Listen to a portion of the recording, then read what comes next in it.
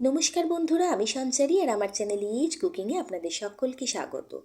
খুব অল্প সময় আর খুবই কম পরিশ্রমে বানিয়ে ফেলা যায় এমন একটা ডেজার্ট আইটেম আজকে আপনাদের সাথে শেয়ার করব, যেটা বানাতে আপনার সময় লাগবে মেরে কেটে 10 মিনিট, খেতে লাগবে অসাধারণ। এই ডেজার্টটা বানানোর জন্য প্রথমে আমি এখানে নিয়ে নিয়েছি দুটো বড় সাইজের হিমসাগর আম। আমগুলোকে একটু ছোটো টুকরো করে কেটে নিয়েছি, তারপর দিয়ে দিচ্ছি সরাসরি মিক্সির জারে। মিক্সিং জারের মধ্যে আম দিয়ে দেওয়ার পর এর মধ্যে আমি অ্যাড করে দেবো কাঁঠালি কলা।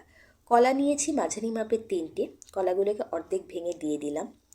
দুটো পাকা আম আর 3টে কাঁঠালি কলা, আর সাথে আমি অ্যাড করে দেবো 4 থেকে 5 চামচ মতো টক দই। চামচটা মোটামুটি বড় মাপের, তো সেক্ষেত্রে 4 থেকে 5 চামচ মতো টক দই অ্যাড করছি। আর এই যে পরিমাণটা আমি এখানে বললাম তাতে কিন্তু 4জন মানুষের জন্য পারফেক্ট ডেজার্ট আপনি বানিয়ে ফেলতে পারবেন, যেটা করে আপনি 4জনকে নিশ্চিন্তে পরিবেশন করতে পারবেন। টক দইটা বেশ একটু টক আছে, সেই জন্য আমি এখানে 4 চামচ মতো চিনি ব্যবহার করছি। চিনি যদি স্কিপ করতে চান করতে পারেন, কারণ আমেও মিষ্টি আছে, কলাতেও মিষ্টি আছে।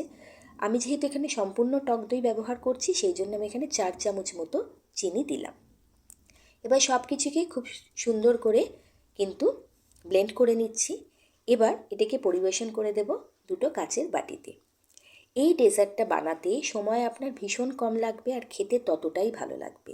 বানানোর কোনো ঝকমারি নেই, নিজেদের খাওয়ার জন্য বানাতে পারেন, হট করে বাড়িতে অতিথি এসে গেলেও কিন্তু এটাকে আপনি বানিয়ে দিতে পারবেন।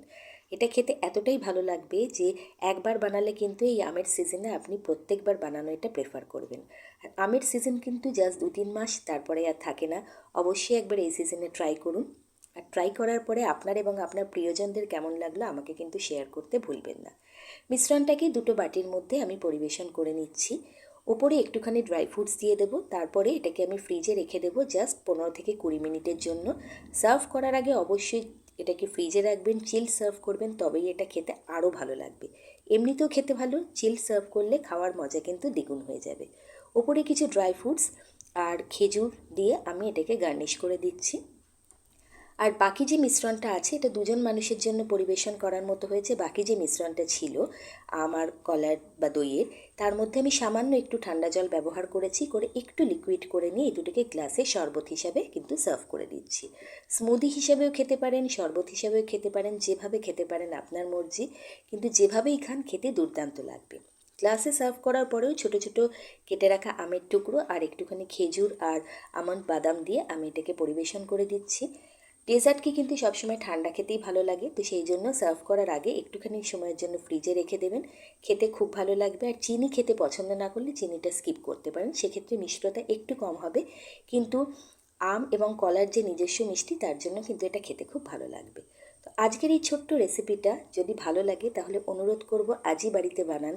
বানানোর পরে বাড়ির প্রত্যেকে খেয়ে কেমন বললো সেই ফিডব্যাকটা কিন্তু আমাকে কমেন্ট সেকশানে জানাতে ভুলবেন না।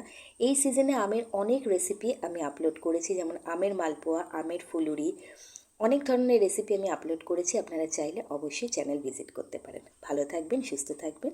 রেসিপি ভালো লাগলে সাবস্ক্রাইব করবেন।